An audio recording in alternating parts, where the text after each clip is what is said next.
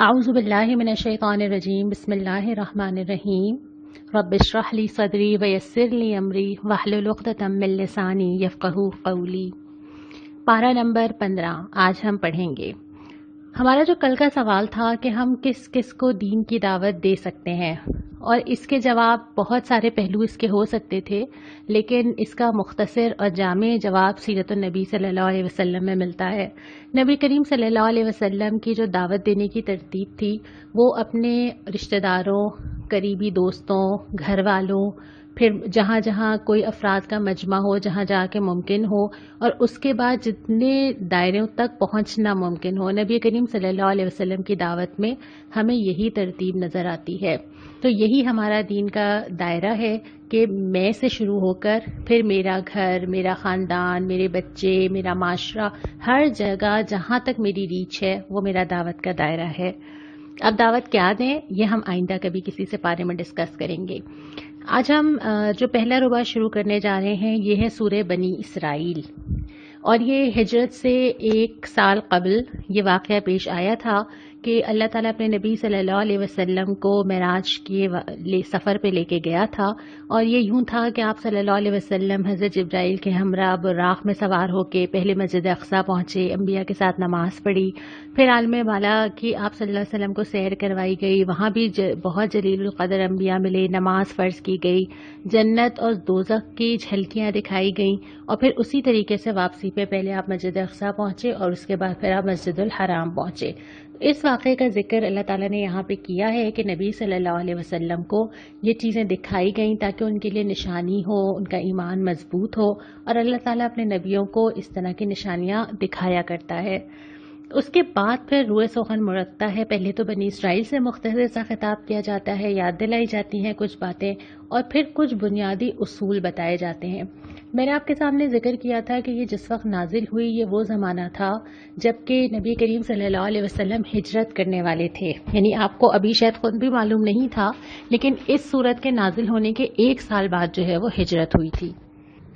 اب چونکہ ایک قوت کی طرف سفر ہونے والا تھا، ایک اسلامی ریاست بننے والی تھی، ایک اقتدار آنے والا تھا، تو یہاں پہ اللہ تعالیٰ نے کچھ بیسک چارٹر بتایا ہے کہ وہ بنیادی چیزیں جن پہ ایک اسلامی نظام یا اسلامی معاشرہ بنتا ہے، یا اسلامی حکومت کے اندر جو بیسک چیزیں اللہ تعالیٰ چاہتے ہیں جہاں سے بنیاد شروع ہوتی ہے اس کا ذکر یہاں پہ آتا ہے۔ پہلے تو یہ فرمایا کہ قرآن وہ سیدھی راہ دکھاتا ہے جو کہ کوئی ٹیڑھ والی نہیں ہے، اس میں کوئی کمپلیکیشنز نہیں ہے، اس میں کوئی فتنہ نہیں ہے، اس میں کوئی سمجھنا مشکل نہیں ہے، بالکل صاف اور سیدھی راہ۔ ابھی ہم اتنے دن سے جو مختلف سپارے پڑھ رہے ہیں اور ہم نے اس بات کو ایکسپیرینس کیا ہے کہ قرآن کی آیتیں کس طرح دل میں اترتی ہیں اور کتنی آسانی کے ساتھ سمجھ آ جاتی ہیں۔ تو بالکل صاف راستہ، بعد میں لوگوں نے اس کو اپنے لیے مشکل بنا لیا۔ بعد میں ہم جس معاشرے میں ہیں وہ اتنا مکس ہو چکا ہے، اس میں روایات، اس میں کلچر، اس میں ذہنی انتشار، اس میں طرح طرح کے نظریے، اتنی مکس پلیٹ ہو چکی ہے، اب ہمیں دین کی طرف جانا مشکل لگتا ہے، ورنہ دین بہت سمپل، بہت آسان تھا۔ اور اس کے بعد فرمایا کہ انسان شر کو ایسے مانگتا ہے جیسے خیر مانگنا چاہیے۔ اور یہ انسان پہلے تو یہ دہرایا تھا کہ وہ لوگ کہتے ہیں کہ عذاب کیوں نہیں آ جاتا، اور اگر عذاب اتنا آسان ہے تو پھر ہمیں مہلت کیوں دی جا رہی ہے۔ ایک تو یہ اس کا جواب دیا گیا ہے کہ تمہیں اندازہ ہے کہ جو چیز تم مانگ رہے ہو وہ ایکچولی ہے کیا، لیکن اس کے ساتھ ساتھ اس میں یہ بھی سمجھ آتا ہے کہ بعض دفعہ انسان جانتا نہیں ہے کہ وہ جو مانگ رہا ہے وہ اس کے لیے صحیح نہیں ہے۔ کبھی کبھی وہ چیز کو اپنے لیے بہتر سمجھتا ہے اور کئی سال بعد وہ سوچتا ہے کہ اچھا ہی ہوا، اس وقت میرے لیے شاید یہی بہتر تھا۔ تو جو انسان مانگ رہا ہے اللہ بہتر جانتا ہے کہ اس کے لیے خیر کیا ہے اور اس کے لیے شر کیا ہے۔ اس کے بعد فرمایا کہ کوئی بوجھ اٹھانے والا کسی دوسرے کا بوجھ نہیں اٹھائے گا۔ جو اعمال ہم نے خود کیے ہوں گے، اس کا یہ مطلب قطعاً نہیں ہے کہ ہم جو اپنے پیچھے صدقہ جاریہ یا عذاب جاریہ یا کوئی رواج شروع کر دیتے ہیں، اس کا یہ مطلب نہیں ہے، بلکہ اس کا مطلب یہ ہے کہ آپ کسی اور کو اپنی غلطی پہ بلیم نہیں کر سکتے، یعنی اپنے گناہ کو آپ کسی اور کے سر نہیں ڈال سکتے۔ اور دوسری بات یہ کہ ساری دنیا جو بھی کر رہی ہو، ہم بجائے دوسروں کو پوائنٹ آؤٹ کرنے کے پہلی رسپانسبلٹی یہ ہے کہ ہم اپنے اوپر تو نظر ڈالیں کہ ہمارے اندر جو چیزیں ٹھیک ہونے کی ضرورت ہے، ہمارے اندر کیا کیا چیزیں ہیں جو کہ اسلام کے مطابق نہیں ہیں۔ اس کے بجائے ہماری پہلی نظر جاتی ہے دوسروں کے اوپر۔ جب ہم آیتیں بھی پڑھتے ہیں تو کبھی کبھی یہ ہوتا ہے کہ ہم سوچتے ہیں واقعی لوگ کیسے ہوتے ہیں، واقعی میں نے ایسے لوگ دیکھے ہیں. اور جب ہم منافقین کا ذکر پڑھتے ہیں، جب ہم ایسے لوگوں کا کہ جو دنیا میں مگن ہیں، ہم اپنے ذہن میں کچھ شکلیں یاد کر لیتے ہیں کہ ہاں شاید اس کی بات ہو رہی ہے. اصل میں تو وہ ہر چیز خدا نخواستہ میرے اوپر بھی فٹ ہو سکتی ہے. تو پہلی نظر جو تنقیدی جانی چاہیے وہ اپنے اوپر جانی چاہیے. اس کے ساتھ ساتھ یہ بھی تھا کہ ہر انسان کا شگون اس کے گلے میں لٹکا ہوا ہے. جیسے ہم قیدیوں کی پکچرز دیکھتے ہیں نا، جن کے گلے میں ان کے نام کا تختہ لگا ہوا ہوتا ہے، ایسے جو ہے وہ سمبلائز کیا اللہ تعالیٰ نے کہ ہر انسان کے گلے میں لگا ہوا ہے کہ وہ کیا کر رہا ہے اور وہ آگے کیا پانے والا ہے. چاہے وہ دنیا کے اندر ہو، چاہے وہ آخرت کے اندر. جو وہ آج بو رہا ہے نا، وہ خود ہی اس نے کاٹنا ہے. تو اپنا خود ہی وہ اپنی زندگی اور اپنی آخرت اپنے ہاتھوں سے لکھ رہا ہے. پھر اس کے بعد یہ فرمایا کہ آخرت اور اس کے لیے جیسی کوشش کرنی چاہیے، کیا واقعتاً ویسی کی جا رہی ہے؟ ہم دنیا کے لیے کتنی کوشش کرتے ہیں اور ہم آخرت کے لیے کتنی کوشش کرتے ہیں؟ دنیا ایک ایسی چیز ہے جو ہمیں یہ بھی نہیں معلوم کہ اس نے کب ختم ہو جانا ہے نا. ہمارے پاس اس کا کوئی لمٹ نہیں پتا ہمیں کہ ہمارے پاس 1 گھنٹہ ہے یا 1 سال ہے یا 10 سال ہے. لیکن اس لمیٹڈ ٹائم کے لیے بھی ہمیں کتنا کچھ کرنا پڑتا ہے. دنیا میں آپ جو ایک ڈگری حاصل کرتے ہیں، گریجویٹ کرتے ہیں، ماسٹرز کرتے ہیں، تو اس کے لیے اپنی زندگی کے اگر آپ نرسری کلاس سے کاؤنٹ کریں تو آپ شاید اپنی زندگی کے 20 سال یا 22 سال لگا دیتے ہیں. لیکن قرآن کا ایک دفعہ پورا ترجمہ کتنے سال لگے ہمیں پڑھنے میں. اور اگر ہم سیرت کی بات کریں اور اگر ہم حدیث کی صرف صحیح بخاری کی بات کر لیں تو ہم نے اپنی زندگی میں کیا اس کو کمپلیٹ کر لیا ہے تو بہت اچھی بات ہے. لیکن نہیں کیا ہے تو ہمیں اس کو دیکھنا چاہیے کہ ہمارے دنیا اور آخرت میں ٹائم، وقت، پیسہ لگانے کا تناسب کیا ہے. اس کے بعد ایک بہت اہم چیپٹر آتا ہے اور یہ تقریباً آیت نمبر 22 سے لے کے آیت نمبر 38 تک آتا ہے. اسلامی نظام زندگی کے بنیادی اصول. جو یہ عمارت کھڑی ہوتی ہے نا، جو ہم نے پچھلے سے بارے میں پڑھا تھا کلمہ طیبہ کی بنیاد پر، جس سے لوگوں کو فائدہ ہی فائدہ ہوتا ہے، اس میں یہ بیسکس ہیں. اس میں پہلی چیز کیا ہے؟ اللہ کے سوا کسی کی عبادت نہ کرو. والدین کے بارے میں، والدین سے حسن سلوک کرو، اف تک نہ کہو، جھڑک کے بات نہ کرو، نرمی سے بات کرو اور ان کے لیے دعا کرو کہ اللہ تو ان پر رحم کر جیسے انہوں نے مجھ پہ رحم کیا تھا. پھر ذکر آتا ہے رشتہ داروں کو، مسکینوں کو، مسافروں کو ان کا حق دو. پھر آتا ہے کہ فضول خرچی نہ کرو، اور اگر تم کسی کی مدد نہ کر سکو تو نرمی کے ساتھ جواب دو. اس کے بعد اولاد کو افلاس کے ڈر سے قتل نہ کرو. ہم نے پہلے بات بھی کی تھی نا کہ اپنی اولاد کو خود لمٹ کر دینا یا کوئی بھی ایسا طریقہ اختیار کرنا کہ جس سے اولاد کی تعداد کو کم کیا جا سکے، صرف اس وجہ سے کہ ہم افورڈ نہیں کر سکتے. اللہ تعالیٰ کو یہ ریزن اللہ تعالیٰ کے ہاں قابل قبول نہیں ہے، کیونکہ رازق تم نہیں ہو، رازق اللہ تعالیٰ ہے. اس کے بعد ہے کہ زنا کے قریب بھی نہ جاؤ. قریب جانے کا مطلب یہ ہے کہ وہ ساری چیزیں جو اس کی طرف لے کے جا رہی ہوں، اور حدیثوں میں ہمیں اس کی ڈیٹیل ملتی ہے. قتل نفس نہ کرو لیکن حق کے ساتھ، یعنی کسی کو قتل تو نہیں کیا جائے گا، لیکن جو حق کے ساتھ قتل ہے اس میں جیسے قصاص ہے یا جنگ کے موقع پہ کسی کو قتل کیا جائے یا کوئی ایسی سزا ہے، رجم کی سزا ہے، تو اس کے علاوہ پھر قتل کی کوئی اجازت نہیں ہے. یتیم کے مال کی حفاظت کرنا. جو مال کسی سرپرست کے پاس موجود ہے تو وہ اس مال میں سے صرف بقدر ضرورت، اگر وہ ضرورت مند ہے تو لے سکتا ہے، ورنہ نہیں. عہد کی پابندی کرو. اس عہد میں اللہ سے عہد بھی آ جاتا ہے اور اس عہد میں لوگوں کے ساتھ عہد بھی آ جاتا ہے. پھر اس کے بعد ہے ٹھیک ٹھیک تولو. ترازو کو ٹھیک ٹھیک تولو. جس چیز کا علم نہ ہو اس کے پیچھے نہ پڑو. یہ تو ایک ایسی آیت ہے کہ اگر یہ سمجھ آ جائے نا، ہماری معاشرتی زندگی کے آدھے پرابلمز ہی حل ہو جائیں. جو چیز تمہیں نہیں معلوم اس کی ٹو لینا، اس کا پتہ کرنا، اس کو جا کے دیکھنا، اس میں وہ ساری چیزیں شامل ہیں. چاہے آپ وہ سوشل میڈیا پہ جا کے سٹاک کر رہے ہوں، چاہے آپ وہ لوگوں سے جا کے معلومات لے رہے ہوں، یہ تمام چیزیں شامل ہیں.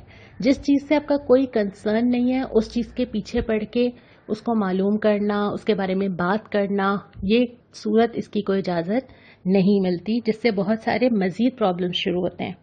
اس کے بعد یہ کہ زمین پہ اکڑ کے نہ چلو، کیونکہ تمہاری طاقت تو ہے نہیں. کیا کر سکتے ہو زمین کے اندر؟ ابھی ہم نے جو کل ساری چیزیں پڑھی تھیں سورہ رعد میں بھی اور اس سے پہلے، کہ تمہارے ہاتھ میں ہے کیا؟ تمہیں تو کچھ نہیں پتا کہ سسٹم کیسے کام کر رہا ہے. جو چیزیں تم استعمال کر رہے ہو تمہیں ان کا فنکشن بھی نہیں پتا، تم ان کو روک بھی نہیں سکتے، تم ان کو بدل بھی نہیں سکتے، تو کس بات پہ زمین میں اکڑ کے چلنا. اور اس کے بعد آخر میں فرمایا کہ ان امور میں ہر ایک کا برا پہلو تیرے رب کے نزدیک ناپسندیدہ ہے. یہ جتنی چیزیں یہاں پہ گنوائی ہیں، اگر آپ اس کو اوور آل دیکھیں، اس میں عبادات بہت کم ہے. عقیدے سے بات شروع ہوتی ہے اور اس کے بعد عام طور پہ تو بہت سی جگہوں پہ ہمیں نماز، روزہ، حج، زکوٰۃ نظر آیا تھا. یہاں پہ جتنی چیزیں ہیں وہ معاشرتی نظام کی ہیں، لوگوں کے ساتھ معاملات، لوگوں کے ساتھ میرا برتاؤ، میرے والدین کے ساتھ، رشتہ داروں کے ساتھ، مسافروں کے ساتھ. اور اس کے بعد یہ کہ میری پرسنالٹی، یعنی سچ بولنا، کسی سے وعدہ کیا ہو تو اس کو پورا کرنا، بہت چیزوں کے پیچھے نہ پڑنا، یہ ساری چیزیں. فضول خرچی، جو میں نے بیچ میں ایک نقطہ مس کیا ہے نا، کہ نہ بخل ہو نہ فضول خرچی ہو، یعنی خرچ کرنے میں بھی اعتدال ہو. تو ایک پوری پرسنالٹی کا نقشہ کھنچتا ہے اس کے اندر. اور اس پرسنالٹی کے کرائٹیریا پہ اترنا کوئی آسان بات ہے؟ یہ ہم سب کے لیے کتنا مشکل ہے کہ اگر ہم اس میں سے ایک ایک چیز کو لیتے چلے جائیں اور اپنے آپ کو نمبر دیتے چلے جائیں. کیوں نہ میں آج یہ کام آپ کو دے دوں. ویسے یہ آج کا سوال تو نہیں ہے، لیکن یہ جتنی چیزیں میں نے مینشن کی ہیں، ان تمام چیزوں میں اپنے آپ کو نمبر دیجئے، 10 میں سے نمبر دیجئے، اور پھر اپنے سکور دیکھیے کہ آپ کا سکور کیا بنتا ہے. تو اتنی بہت ساری چیزیں ہیں جو ابھی مجھے غور کرنی ہے کہ میں اس میں کہاں پر کھڑی ہوئی ہوں. اس کے بعد پھر ہم آگے آ جاتے ہیں اپنے اگلے ربع کی طرف. دوسرا ربع جو ہے، اس میں بھی وہی مختصر سبق ہیں جو ہم تھوڑا سا جلدی کرتے ہیں کیونکہ آگے انشاءاللہ ہم نے سورہ کہف شروع کرنی ہے. کہ کوئی چیز ایسی نہیں ہے جو اللہ کی حمد نہ کری ہو. مجھ سمیت، آپ سمیت، چاروں ناچار. اور حمد بیان کرنے کا مطلب ہی یہ ہے کہ ہر چیز اللہ کی اطاعت کر رہی ہے، جیسے اللہ نے اس کو کہا ہے وہ ویسے ہی پرفارم کر رہی ہے، ویسے ہی سسٹم کے تحت چل رہی ہے. تو اللہ تعالیٰ کی حمد ہر چیز کو دیکھ کے نظر آتی ہے، اور اسی لیے اللہ تعالیٰ کو وہ کلمات بھی بہت پسند ہیں جو اللہ کی تعریف میں کیے جائیں. سبحان اللہ و بحمدہ، سبحان اللہ العظیم. پھر فرمایا کہ کون ہے جو زندگی کی طرف پلٹائے گا، ذرا آپ ان سے پوچھ تو لیجئے. یہ کہیں گے اللہ. پھر فرمایا کہ زبان سے وہ بات نکالو جو بہترین ہو. اور یہ ایک زبان ہی تو ہے جس سے کنٹرول کرنا ایک بہت بڑا مسئلہ ہے. یہ ایک زبان ہی تو ہے جس سے بہت ساری چیزیں کہاں کہاں تک مسائل اور فتنے اور دلوں کا خراب کرنا، خاندانوں کا خراب کرنا اور معاشرے کا خراب کرنا. تو یہ جو ایک چیز ہے جس کے بارے میں فرمایا گیا کہ اگر تم مجھے اس کی ضمانت دے دو تو میں تمہیں جنت کی ضمانت دیتا ہوں، وہ زبان ہے. تو ایک اصول بھی ہے کہ اگر آپ کی کوئی بھی ریاکشن دینا چاہتے ہیں تو آپ 5 سیکنڈ یا 7 سیکنڈز کا بریک لیں جملہ ادا کرنے سے پہلے. تو اس کا نتیجہ یہ ہوتا ہے کہ آپ پہلے سوچتے ہیں اور اس کے بعد آپ بولتے ہیں. تو زبان کا استعمال کم از کم ہمارے لیے اتنی ہلکی چیز نہیں ہے کہ ہم جو چاہے وہ کہہ دیں، کیونکہ زبان سے نکلے ہوئے ہر لفظ کو لکھا جاتا ہے. پھر فرمایا کہ قصہ آدم و ابلیس کا ذکر کیا ہے جو ہم نے پہلے پڑھا تھا، لیکن اس میں ایک جملہ آیا تھا کہ شیطان سے کہا گیا کہ اچھا اگر تم لینا چاہتے ہو تو اپنا حصہ لے لو. کس چیز میں؟ ہمارے کاموں میں، ہمارے مال میں، ہمارے وقت میں. اور شیطان مستقل اس کوشش میں ہے کہ وہ ہماری ساری چیزوں میں سے اپنا حصہ لے کر چلا جائے. تو اس کا ہمیں خیال رکھنا ہے کہ ہماری چیزوں میں سے ایسا نہ ہو کہ ہم شیطان کو خود ہی اپنی طرف سے تحفہ دے رہے ہوں. پھر ذکر کیا گیا جو مشکلات آتی ہیں، مصائب آتے ہیں، لوگوں کے رویے آتے ہیں، ان کے لیے آپ نماز سے مدد لیجئے. اور خاص طور پہ تہجد کا ذکر یہاں پہ کیا گیا کہ نماز پڑھنا، صبح کی نماز میں قرآن کا پڑھنا اور تہجد کا پڑھنا آپ کو اللہ تعالیٰ سے مزید قریب کرے گا. اور پھر اس کے بعد ان مطالبات کی نفی کی گئی جو لوگ نبی صلی اللہ علیہ وسلم سے کرتے تھے. نشانی لے آئیے، آسمان سے کچھ اترے، عذاب کیوں نہیں آ جاتا، کوئی ان یوزول سی چیز آ جائے کہ ہمیں فوراً پتہ چل جائے کہ آپ حق پر ہیں، فرشتہ آ جائے، کتاب تختیوں پہ لکھی ہوئی آ جائے. ان کے تمام مطالبات کا ذکر کر کے اس کی نفی کی گئی ہے کہ یہ پہلے بھی ہوتا رہا ہے، اور جنہوں نے نشانیاں سامنے بھی دیکھ لی انہوں نے بھی مان کے نہیں دیا. تو آپ ان کی ان باتوں پہ پریشان نہ ہو. اسی پارے کے جب تیسرے ربع کی طرف جاتے ہیں تو بالکل ابتدا میں ہی 1-2 آیات کے بعد ہی سورہ بنی اسرائیل مکمل ہو جاتی ہے. فرمایا گیا کہ یہ قرآن تھوڑا تھوڑا اور ہر موقع کے لحاظ سے اتارا گیا ہے. آپ نے اگر اس سے پہلے رمضان شروع ہونے سے پہلے میری وہ والی آڈیو سنی تھی جس میں ہم نے قرآن اور اس کا نزول اور اس قرآن کی ترتیب اور موضوع پہ بات کی تھی، تو وہاں پہ یہ موضوع آ چکا ہے کہ اللہ تعالیٰ نے تھوڑا تھوڑا نازل کیا تھا اور وقت کے لحاظ سے کیا تھا. یہ کوئی بک نہیں تھی جو ایک ساتھ دے دی گئی ہو، بلکہ یہ ایک پورا سفر طے کر رہی تھی مسلمانوں کے ساتھ ان کے ہر مرحلے میں. تو مکہ سے لے کے مدینہ تک جیسے جیسے آگے جا رہے تھے ویسے ویسے قرآن ہر موقع پہ رہنمائی دے رہا تھا. اس کے بعد ہم آغاز کرتے ہیں سورۃ الکہف کا. ہمارے گھروں میں بہت زیادہ پڑھی جانے والی سورہ کہف مکہ کے آخری دور کی صورت ہے. ہمیں یہ حدیثیں ملتی ہیں کہ یہ سورت دجال کے فتنے سے حفاظت کرتی ہے. اب یہ دجال کیا چیز ہے؟ آپ نے بہت ساری حدیثوں میں واقعات پڑھے ہوں گے کہ جب دجال آنے والا ہوگا تو معاشرے میں کیا کیا چیزیں ہو جائیں گی، اور یہ وقت وہ ہوگا جب قیامت قریب ہی ہوگی۔ لیکن جب ہم اس کی مزید تفسیر پڑھتے ہیں تو ہمیں پتہ چلتا ہے کہ بے شک دجال ایک خاص شخص ہے، لیکن اس کے آنے سے پہلے جو پورا سٹیج تیار ہو رہا ہوگا، گریجولی حالات بدل رہے ہوں گے۔ اور دجال نکلا ہے لفظ دجل سے، اور دجل کا مطلب یہ ہے کہ کوئی چیز جیسی نظر آ رہی ہے وہ ایکچولی ویسی نہ ہو، ایک دھوکہ، ایک فریب، ایک کوئی چیز آپ کو کوٹڈ نظر آ رہی ہو لیکن اصل میں اس کے پیچھے کوئی اور چیز ہے، آپ اس کو سمجھ کچھ رہے ہیں، وہ نکلے کچھ اور۔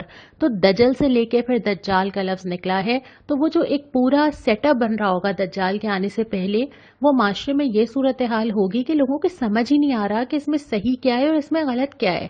آپ کسی چیز کو بالکل صحیح سمجھ رہے ہیں لیکن آپ کو بعد میں جا کے کچھ اور سمجھ آ رہی ہے، آپ کو جو چیز دکھائی جا رہی ہے وہ ایکچولی وہ نہیں ہے جو آپ سمجھ رہے ہیں۔ تو ہر چیز اتنی کوٹڈ، ہر چیز اتنی مختلف، ہر چیز اتنی دھوکے پر مبنی ہو کہ انسان کے لیے صحیح راستہ ڈھونڈنا مشکل ہو جائے۔ اس زمانے کے اندر اگر قرآن رہنمائی کرتا ہے، اور خاص طور پہ سورہ کہف رہنمائی کرتی ہے، تو سورہ کہف میں جو جتنے موضوعات ہمیں ملتے ہیں وہ ان دو چیزوں کے بارے میں ملتے ہیں: ایمان بالغیب یا مادیت۔ اور یہ دونوں چیزیں اپوزٹ ہیں، یعنی ایک فرد جو یہ سمجھتا ہے کہ مجھے جو کچھ دنیا میں آج نظر آ رہا ہے اس کے بعد ایک اور دنیا ہے، جنت ہے، دوزخ ہے، آخرت ہے، اللہ تعالیٰ کے پاس جانا ہے، جواب دہی کرنی ہے، فرشتے موجود ہیں، یہ۔ اور ایک شخص وہ ہے جس کو یہ نظر آ رہا ہے کہ جو مجھے نظر آ رہا ہے، جو میں فیل کر سکتی ہوں، جو میں اس وقت استعمال کر سکتی ہوں، بس یہی ہے دنیا۔ یہ دونوں چیزیں بالکل ڈفرینٹ نفسیات بناتی ہیں، اور یہ دونوں پرسنالٹیز اتنی الگ ہوتی ہیں، ان کے عقائد ڈفرینٹ ہوں گے، ان کے اعمال ڈفرینٹ ہوں گے، یہ جو باتیں کریں گے وہ مختلف ہوں گی، اخلاق کے جو پیمانے ہوں گے، جو پریورٹیز ہوں گی وہ ڈفرینٹ ہوں گی، ترجیحات مختلف ہوں گی، کیا جمع کرتے ہیں، کہاں وقت لگاتے ہیں، کہاں جاتے ہیں، کس چیز کو اوپر رکھتے ہیں، کس چیز کو نظر انداز کر دیتے ہیں، سارے پیمانے چینج ہو جاتے ہیں انسان کے عقیدے کی وجہ سے۔ اور کبھی کبھی یہ عقیدہ کہنے میں بھی نہیں ہوتا۔ بہت سارے لوگ ایسے ہوں گے جو کہیں گے کہ نہیں، میں دنیا نہیں، مجھے تو آخرت کی تیاری کرنی ہے، لیکن وہ پتہ چل جاتا ہے آپ کی ان ساری چیزوں سے کہ آپ کی یہ ساری چیزیں، اعمال، گفتگو، اخلاق، ترجیحات جن کا میں نے ذکر کیا، وہ کہاں ہیں؟ جہاں آپ کا مال خرچ ہو رہا ہے، جہاں آپ اپنا وقت دے رہے ہیں، جہاں آپ بیٹھ رہے ہیں، جو چیز آپ جمع کریں، وہ بتاتی ہے نا کہ آپ ان دونوں میں سے کس کے اندر ہیں۔ آپ آخرت پہ یقین کرنے والے ہوں گے تو آپ کی یہ ساری چیزیں اسی رخ پہ ہوں گی، اور اگر آپ مادیت یا دنیا پہ یقین کرنے والے ہوں گے تو آپ کی یہ ساری چیزیں اسی کے اوپر ہوں گی۔ اور پھر اس کے اثرات پڑتے ہیں معاشرے کے اوپر، خود فرد پہ بھی پڑتے ہیں، لوگوں پہ بھی پڑتے ہیں، اور معاشرے کے اوپر بھی پڑتے ہیں۔ اسی لیے اللہ تعالیٰ ان چیزوں کو چیک کرنے کے لیے مختلف آزمائشیں لاتا ہے، اور اس میں پھر وہ چھانٹتا ہے۔ ہم بھی تو چھانٹتے ہیں نا، ہمارا فرینڈ سرکل بہت سارا ہوتا ہے، ہمیں بچپن میں لگتا ہے ساری دنیا میری دوست ہے، پھر ہم بڑے ہوتے جاتے ہیں، وہ سرکل محدود ہوتا جاتا ہے، مشکل وقت آتے ہیں، لوگوں پہ ٹرسٹ کرتے ہیں، دھوکے کھاتے ہیں، آہستہ آہستہ ہمیں پتہ چلتا ہے۔ اور ایک ٹائم زندگی کا ایسا آتا ہے کہ اگر آپ کے پاس 2 سے 3 اچھے دوست مخلص موجود ہیں تو اللہ تعالیٰ کی بہت بڑی نعمت ہے۔ تو یہ لوگ شارٹ لسٹ ہم کیسے کرتے ہیں؟ اسی وقت پہ، مشکلات پہ، آزمائشوں میں، ہمارے ساتھ کام آنے کے موقع پر۔ تو اللہ تعالیٰ بھی اپنے لوگوں کو شارٹ لسٹ کرتا ہے، اللہ تعالیٰ چھانٹتا ہے ان طریقوں سے۔ تو جو بڑی بڑی آزمائشیں آتی ہیں جس میں انسان کا عقیدہ چیک کیا جاتا ہے، وہ ان 4 میں سے ایک ہوتی ہے جو سورہ کہف میں ذکر ہے۔ ایک تو یہ کہ انسان کا عقیدہ کتنا مضبوط ہے، اس کا یقین کیا واقعی اس کے دل میں راسخ ہے۔ دوسری بات یہ کہ اس کا مال، جس سے اس کو بہت محبت ہے۔ تیسری بات یہ کہ اس کا علم اس کو کہاں لے کے جا رہا ہے۔ چوتھی بات یہ کہ جب اس کو طاقت حاصل ہو جائے تو پھر وہ کیا کرتا ہے۔ تو سورہ کہف میں یہ سارے جتنے واقعات ہیں کہانیوں کی شکل میں ہیں، لیکن ان ساری آزمائشوں کے بارے میں ہیں۔ تو ہم ایک ایک واقعہ لیتے چلے جائیں گے اور اس پہ غور کرتے چلے جائیں گے۔ پھر اس کے بعد یہ بھی اس صورت کے اندر آیا کہ اگر تم ایسے لوگوں کو پہچاننا چاہو جو دنیا حاصل کرنا چاہتے ہیں تو تمہیں نظر آئے گا کہ وہ 2-3 پرومیننٹ چیزیں ہوں گی ان کے اندر۔ ایک تو یہ کہ دنیا کی طرف جھک رہے ہوں گے، دنیا حاصل ہو جائے، یہ لے لوں، یہ جمع کر لوں، یہ رکھ لوں۔ پھر یہ کہ اللہ سے غافل لوگوں کے پیچھے چلیں گے، ایسے لوگوں کی طرف جائیں گے جو کہ اللہ سے انکار کی طرف جاتے ہیں، گناہ کے راستے پہ چلتے ہیں۔ انسان جن لوگوں کو پسند کرتا ہے نا، آٹومیٹکلی وہ ان کے ساتھ جڑتا ہے۔ یہ جو ہمارے واٹس ایپ گروپ بنتے ہیں، یا جو ہم فیس بک کے پیجز لائک کرتے ہیں، یہ جو ہم محلے میں گروپس میں بیٹھتے ہیں، باتیں کرتے ہیں، ہم خود بخود اپنے جیسے لوگوں کو ڈھونڈتے ہیں اور اٹریکٹ ہوتے ہیں۔ تو ہم اپنے سرکل ویسے ہی جمع کرتے ہیں نا اپنے آس پاس جن کے ساتھ ہم باتیں کرتے ہیں، تو سرکل کون سا ہے ہمارا. پھر اس کے بعد خواہش نفس کی پیروی کرتے ہیں. ہم نے اس پہ کل بہت بات کر لی تھی، آج نہیں کرتے. افراط و تفرید کا راستہ اختیار کرتے ہیں. کوئی بیلنس اور کوئی عدل نہیں ہے، ایک طرف جھکے تو بہت ہی زیادہ جھک گئے. تو یہ بھی ان لوگوں کی ایک نشانی ہوتی ہے. اس کے بعد پھر اصحاب کہف کا پورا قصہ بتایا جاتا ہے، اور اس میں یہ بھی فرمایا جاتا ہے کہ ڈیٹیلنگ میں جانے کی ضرورت نہیں ہے. نوجوان تھے، ان کے ساتھ ان کا کتا تھا، کل کتنے لوگ تھے اس سے فرق نہیں پڑتا. ایمان کا اعلان کیا، ینگ تھے، یوتھ میں تھے، اور اللہ تعالیٰ کو اتنے پسند آئے کہ اللہ تعالیٰ نے مجھے آپ کو پڑھانے کے لیے قصہ قرآن میں لکھ دیا. تو وہ ینگ تھے، عقیدے پہ بات آئی، اپنے آپ کو محدود کر لیا غار کے اندر، کیسے اللہ تعالیٰ نے ان کو اتنا عرصہ سلایا، کیسے اٹھایا، وہ پورا واقعہ سنایا جاتا ہے. میں اس لیے نہیں سناؤں گی کہ آپ شوق میں خود سورت کھول کے وہ واقعہ پڑھیں. ان کو اللہ تعالیٰ نے عقیدے سے آزمایا کہ اعلان تو کر دیا ایمان کا، اب جب سامنے سے مشکلات آئیں گی، آزمائش آئے گی، لوگ منع کریں گے، لوگ پتھر ماریں گے، تو پھر اس عقیدے پہ جمنا کتنا مشکل کام ہے. ہمارے پاس تو یہ ہے نا کہ ہم نے کلمہ پڑھ کے ہی آنکھ کھولی ہے نا، ہمیں تو کوئی نہیں کہہ رہا، نہ کوئی چٹائی میں لپیٹ رہا ہے، نہ کوئی دھواں دے رہا ہے، نہ کوئی مارے جا رہے ہیں، کوئی کہہ نہیں رہا کہ لا الہ الا اللہ کہہ دیا تو پھر تمہارے ساتھ ہم کیا کریں گے. کوئی نہیں کہہ رہا، کوئی چیلنج ہی نہیں کر رہا. اللہ نہ کرے کبھی ایسا مرحلہ آئے، کیا میرا ایمان اتنا مضبوط ہے، میرا عقیدہ اتنا مضبوط ہے کہ میں اس کے اندر سے سرخرو ہو کے نکل جاؤں. تو یہ جو ایک واقعہ ہمیں اصحاب کہف کا پڑھایا گیا، یہ عقیدے کی آزمائش کا تھا. اور اس کے بعد پھر چوتھے ربع میں اور واقعے پڑھائے گئے، جس میں باغ والوں کی مثال ہے کہ دو آدمی ہیں، دونوں کو باغ ملا، کہ ایک شخص کو اللہ تعالیٰ نے بہت کچھ دیا ہے، لیکن دو رویے ہوں گے. ایک کہے گا میں نے کمایا ہے، میری عقل مندی، میری سمجھداری، میری پلاننگ، دیکھا میں نے کیا کیا.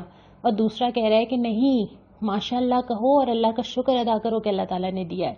اور پھر اس رویے کا نتیجہ یہ ہوتا ہے کہ اللہ نے جب چاہا لے لیا.